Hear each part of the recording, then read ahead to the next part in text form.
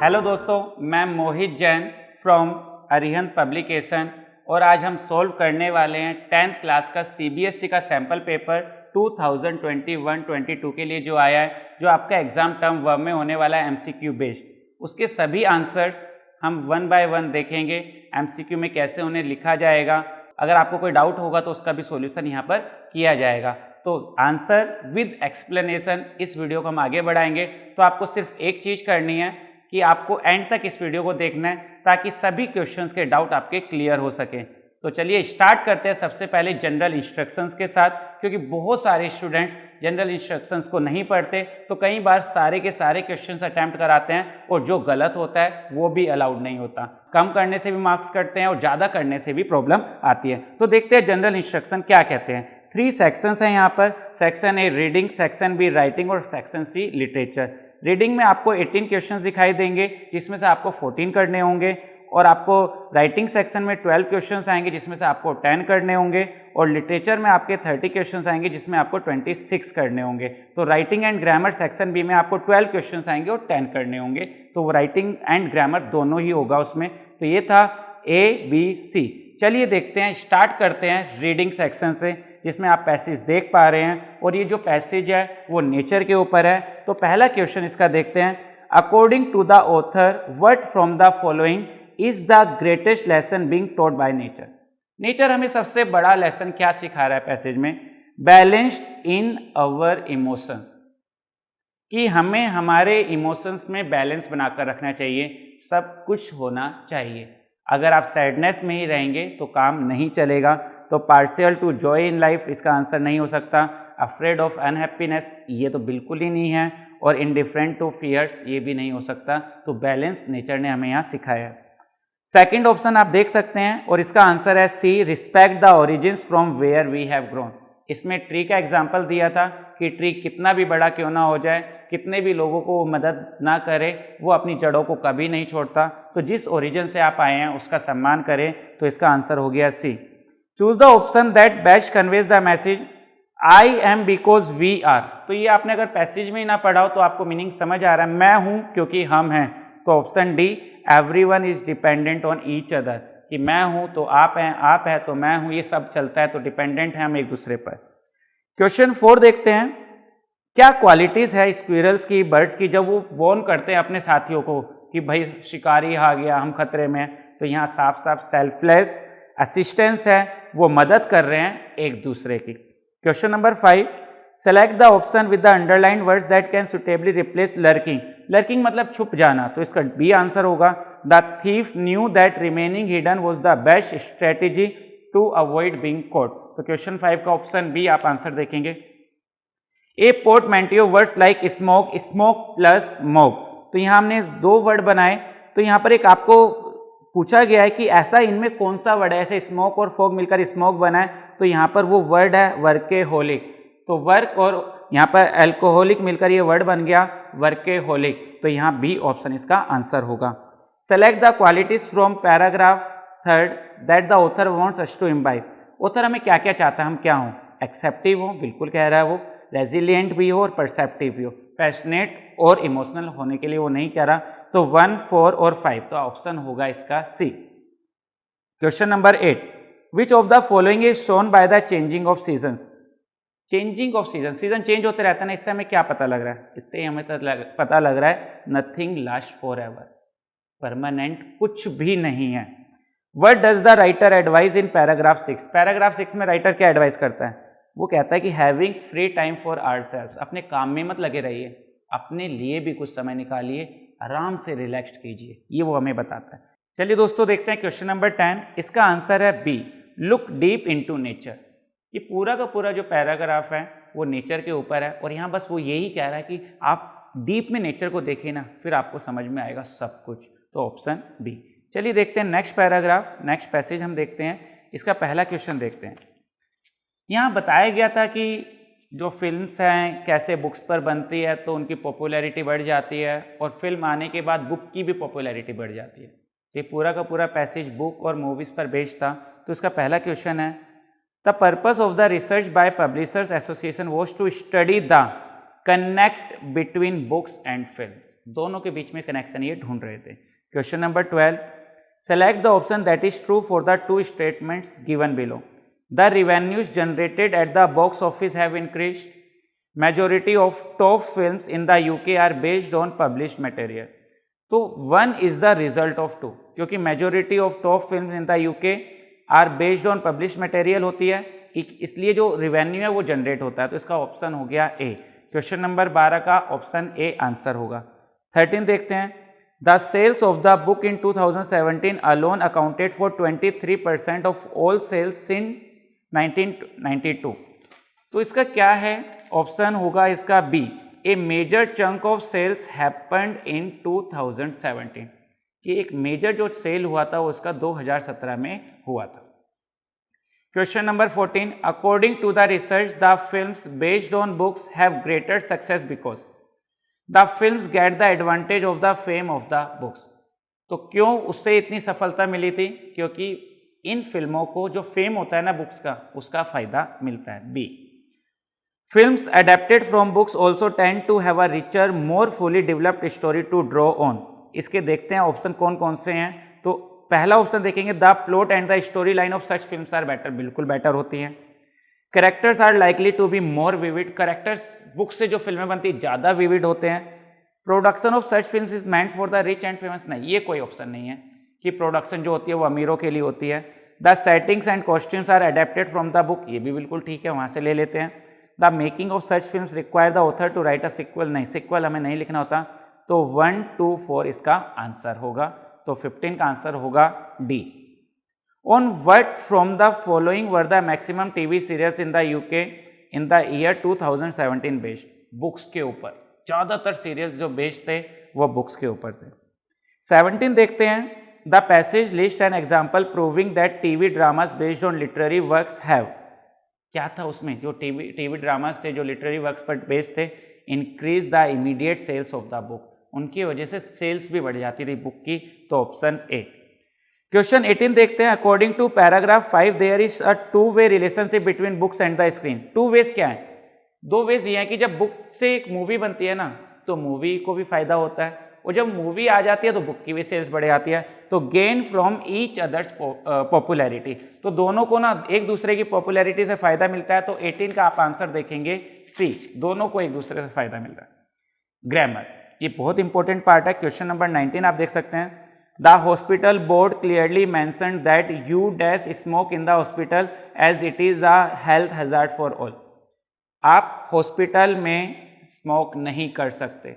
जब आप रिस्ट्रिक्शंस लगाते हैं किसी पर, कोई एडवाइस नहीं कर रहे हैं, कोई वो आपको ज़रूरत नहीं बता रहे, वो मना कर रहे हैं, तो मस्ट नॉट, कैन नॉट नहीं आ सकता, नीड नॉट नहीं आ सकता, माइट नॉट नहीं आ सकता, क्लियर कट आंसर है must not.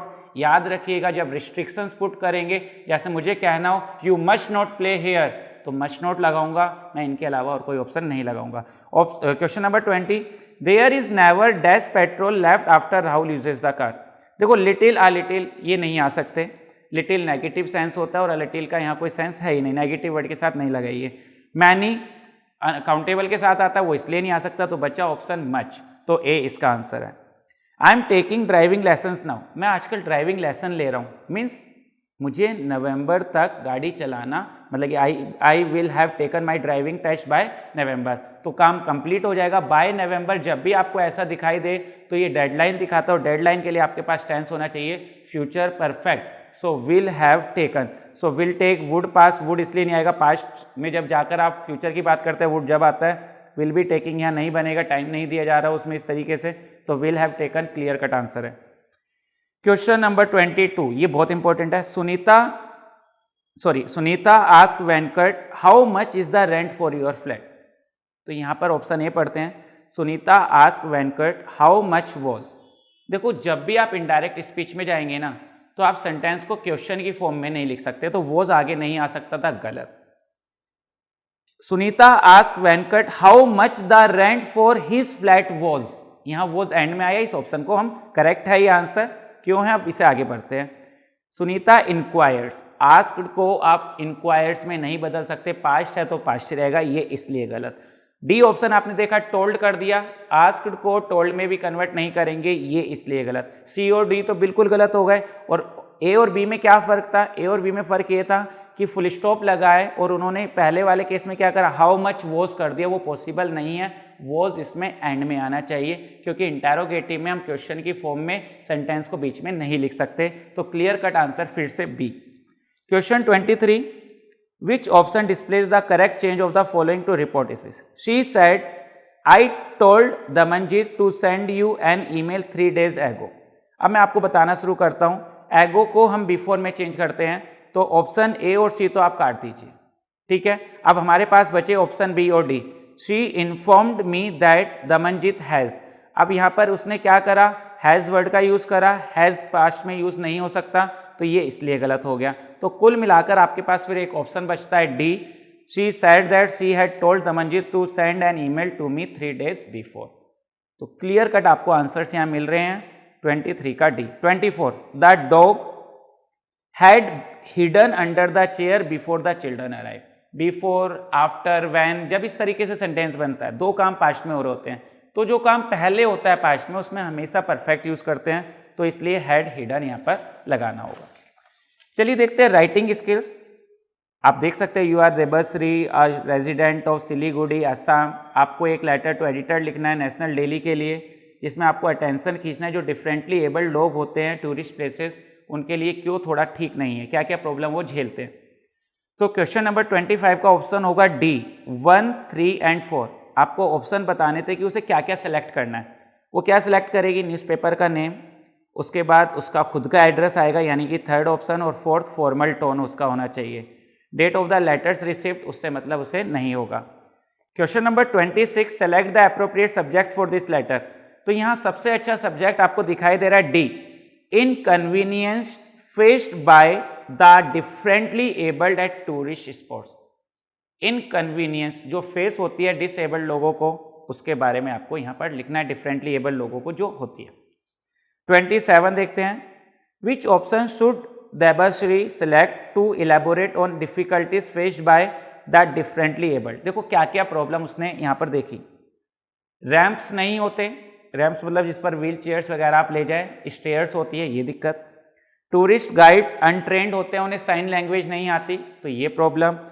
Lack of braille script tourist pamphlet, जो पैम्फलेट चलते हैं उस पर ब्रेल स्क्रिप्ट नहीं होती, तो ऑप्शन है इसका सी, बिल्कुल आपको आसानी से समझ आ जाएगा। ऑप्शन ए क्यों नहीं है, हाई टिकट प्राइसेस, ये कोई ऑप्शन नहीं होगा, प्राइसेस सबके लिए सेम थे वहाँ।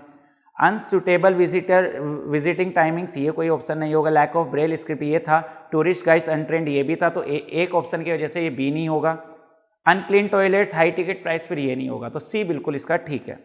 क्वेश्चन नंबर 28, इसका आंसर है B, perceptions and attitudes questioning the authorities. क्या उसे लिखना चाहिए, वो क्या कहती है, in my opinion the media can play a pivotal role in transforming people's perceptions and attitudes, की मीडिया ये रोल प्ले कर सकती है, and also questioning the authorities, और मीडिया ही अथॉरिटीज को सावधान कर सकती है, तो ये दोनों ऑप्शन यहाँ पर बैठ रहे हैं, तो इसका आंसर हो गया बी।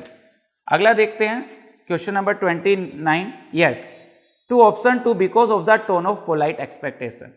तो यहाँ पर पोलाइट एक्सपेक्टेशन है, सेकेंड ऑप्शन में आप देख सकते हैं, I hope my views get published in my columns of your newspaper. Formal letter है ना, तो आपको पोलाइट रहना बहुत जरूरी होगा, तो ऑप्शन सी इसका आंसर हो गया। 30th क्वेश्चन देखते हैं, 30th, select the option that completes the concluding line appropriately. I hope that my letter will, क्या लाइन आनी चाहिए, lead to action against all authorities, action लेंगे नहीं, इसके हमें लिखने वाले को कोई इससे दिक्कत वो नहीं है, मतलब improve circulation of the national daily का सर्कुलेशन क्यों इंप्रूव होगा, result in positive review, readers क्यों रिव्यू करेंगे। तो पहला ऑप्शन आप इसका देख सकते हैं, help spread awareness about the issue, उसका मतलब था सिर्फ इशू से, तो उसे उम्मीद है कि ये मदद करेगा अवेयरनेस बढ़ाने में। क्वेश्चन नंबर 31 लिटरेचर से आ गया जी। अब अनइंटेंडेड इफेक्ट क्या हुआ था, जो बहुत समय से साउथ अफ्रीका में लॉन्ग अप्रेशन चल रहा था, तो ये आपको पैसेज दिखाई दे रहा है नेल्सन मंडेला चैप्टर से। तो उसका अनइंटेंडेड इफेक्ट ये था कि इट इन्फ्लुएंस्ड द जनरेशन, उसने पूरी जनरेशन को प्रभावित करा कि वो इनजस्टिस के खिलाफ लड़े, तो option C. Man of such extraordinary courage refers to the people. कौन थे ये एक्स्ट्रा ऑर्डिनरी करेज के मैन? डेमोन्स्ट्रेटेड, क्यों थे वो? Who demonstrated utmost strength to oppose the system. भाई सोचो ना, साउथ अफ्रीका गुलाम था उस समय, कालों पर गोरों का राज था, उस समय उनके खिलाफ एक्शन लेना एक बहुत बड़ी बात थी, सिस्टम के खिलाफ बोले थे, इसलिए ऑप्शन डी इसका आंसर होगा। क्वेश्चन नंबर 33 देखते हैं। नेल्सन मंडेला कंपेयर्स, डायमंड से किसे कंपेयर करा था उसने? अपने कंट्रीमैन को किया था, लोगों को, तो ए इसका आंसर होगा, हिज कंट्रीमैन। क्वेश्चन नंबर 34 देखते हैं। जब नेल्सन मंडेला कहते हैं मैंने मैन और वीमेन को देखा है अपने जीवन को रिस्क में डालते हुए, ही मीन्स दैट क्या थे मैन और वीमेन? स्टबर्न, जिद्दी नहीं, इंटेलिजेंट नहीं, प्राउड नहीं, कमिटेड थे वो उसमें बदलाव लाना चाहते थे। Select the suitable word from the extract to complete the following. Depth का हाइट, यानी कि गहराई का ऊंचाई, अपोजिट मीनिंग जा रहा है, तो कंपैशन मतलब तरस होना, किसी पर थोड़ी सी केयर करना, किसी की परवाह करना, तो इसका अपोजिट क्या हो गया? अप्रेशन, किसी को दबा कर रखना, तो option B.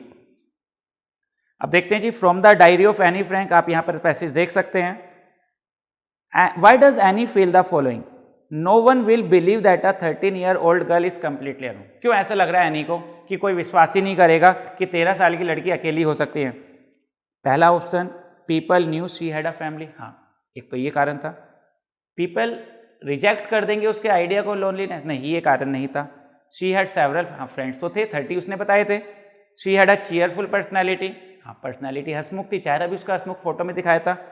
Her life was comfortable, नहीं ये नहीं था। तो 1, 3, 4 मीन्स ऑप्शन बी आपका आंसर होगा। Select the most appropriate option 1 for 1 and 2। On the surface I seem to have everything, ये आप देख सकते हैं, and he does not truly connect with anyone, तो इसका आंसर है C. 1 furthers the meaning of 2। जो 1 है ना वो 2 का मीनिंग को फर्दर करता है। वो कहती है ना, and he does not true connect with anyone, on the surface I seem to have everything except my one true friend, तो आंसर सी आप इसका याद रखेंगे 37 का। क्वेश्चन 38 देखते हैं। From the options given below, any का टोन कैसा था इस एक्सट्रैक्ट में? जब वो कह रही है फ्रेंड नहीं है और सबको ऐसा लगता है, तो वो डिससेटिस्फाइड है कहीं ना कहीं अपने उस जीवन से, तो इस वजह से यहाँ ऑप्शन होगा B. Select the option which display an example of having a good time. 39 question आप देख पा रहे हैं।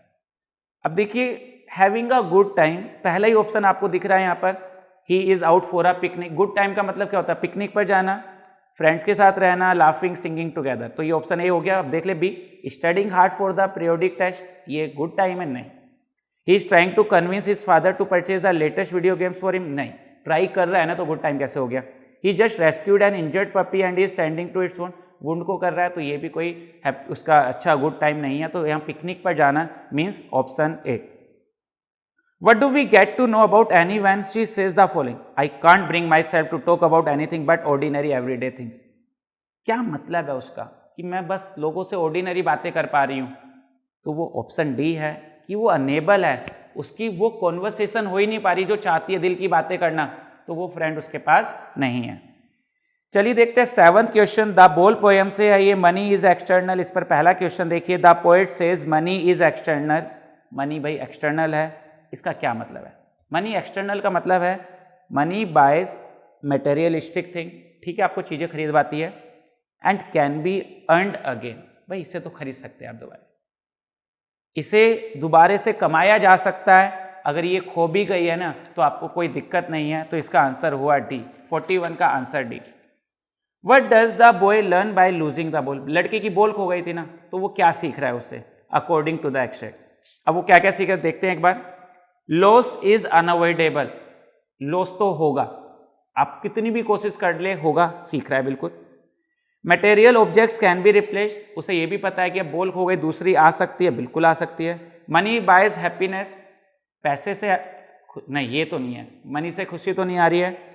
Losses in life can be prevented with care, losses को प्रिवेंट करा जा सकता है? नहीं करा जा सकता, कितनी भी केयर कर लो लॉस तो होगा। लाइफ कंटिन्यूस, लाइफ चलती रहती है, लॉसेस हो या ना हो, तो 1, 2, 5 ऑप्शन ए इसका आंसर है। The boy is learning how to stand up, लड़का सीख रहा है कैसे खड़ा होना है। This means that he is learning to be resilient. Resilient मतलब होता है बुरी परिस्थितियां होते हुए भी आप डटकर उनका सामना करें, तो option B.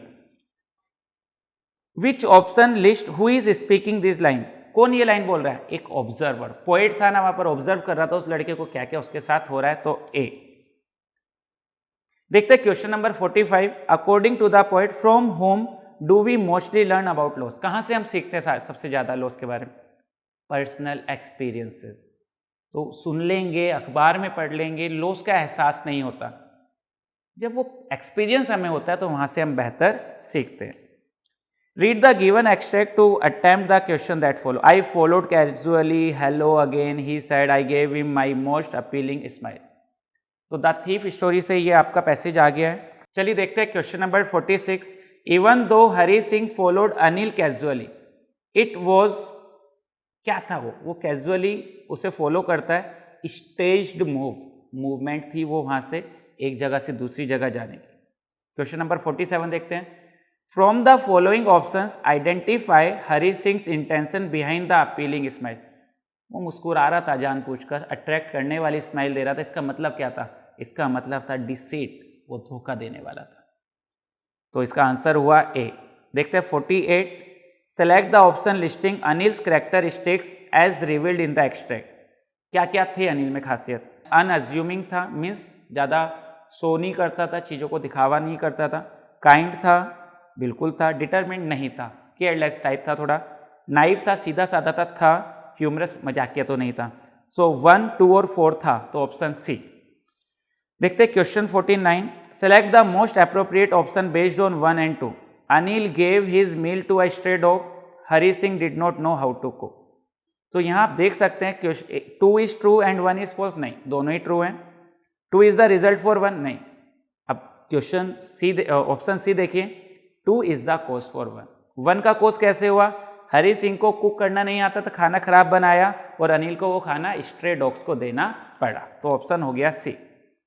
The phrase hung around suggest that Hari Singh continue to linger, linger मतलब अटके रहना, कहीं पर एक जगह पर बने रहना, अपनी आंखें लिंजर करके रहना, तो इसका आंसर हो गया D. Lencho is dash when he says that's what they say no one dies of hunger, तो यहाँ पर लैंचो डिसमिसिव है, जब वो कहते हैं यार सब कहते हैं कि कोई हंगर से नहीं मरता। क्वेश्चन 52 देखते हैं, which option correctly replaces the underline phrase in the given line from fire and ice. I hold with those who favour fire, hold with those का मतलब क्या है, have the same opinion as, उसने कहा था ना जो फायर कह रहे हैं कि फायर से अर्थ खत्म होगी, मैं उनके साथ हूं, तो सी ऑप्शन इसका आंसर होगा। The purpose of the treatment given to the young seagull by his parents, young seagull नहीं उड़ रहा था, उसके छोटे भाई बहन भी उड़ चुके थे, तो उसे पनिशमेंट दी गई, और उस ट्रीटमेंट, उस पनिशमेंट का पर्पस क्या था, let him overcome his fear, कि अकेला छोड़ेंगे, भूख लगेगी, उड़ेगा तो सही, तो इसका आंसर हो गया सी, 53 का option C.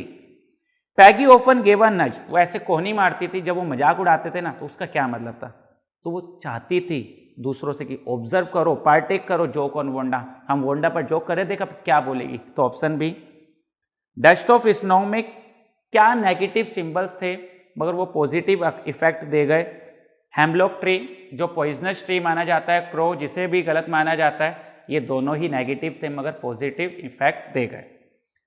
Mandela refers to liberty as new born, उसने न्यू बॉर्न क्यों कहा लिबर्टी को, क्योंकि वो अभी अभी आई थी, had recently been attend with lots of struggle, इसलिए न्यू बॉर्न वहां पर वर्ड लगा।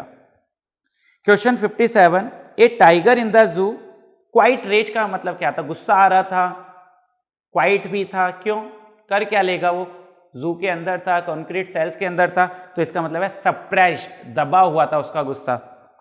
क्वेश्चन नंबर 58 देखते हैं, identify the option that aptly describes Griffin, Griffin क्या था, ब्रिलियंट साइंटिस्ट था मगर गैर कानूनी चीजें करता था, तो ऑप्शन हो गया डी, ब्रिलियंट बट लॉलेस।